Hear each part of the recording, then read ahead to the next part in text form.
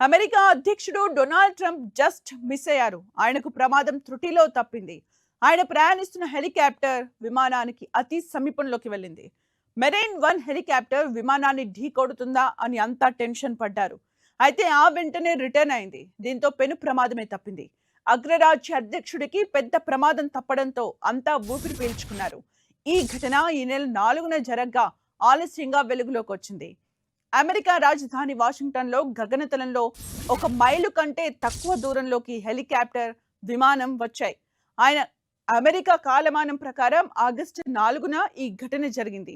Air traffic సిబ్బందితో communication సరిగా లేకపోవడంతో ఇలా జరిగినట్టు తెలుస్తోంది.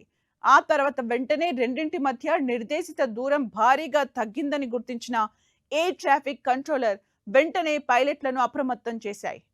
దాంతో పెను ప్రమాదం తప్పింది. నిబంధనల ప్రకారం 2 ఎయిర్ క్రాఫ్ట్ల మధ్య కనీసం 1.5 మైళ్ళ దూరం ఉండాల్సి ఉంది.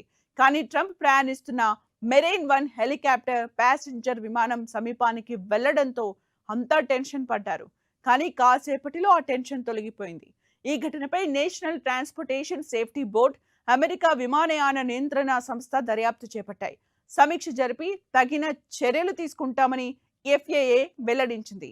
ఈ ఘటనపై వైట్ హౌస్ స్పందించింది. మెరైన్ వన్ హెలికాప్టర్లను అత్యంత ప్రతిభావంతులైన పైలట్లు నడుపుతారని, అధ్యక్షుడు ట్రంప్ కు ఎలాంటి ప్రమాదం జరగలేదని వెల్లడించింది. ఆ సమయంలో ట్రంప్ కాలిఫోర్నియాకు ప్రయాణిస్తున్నారు.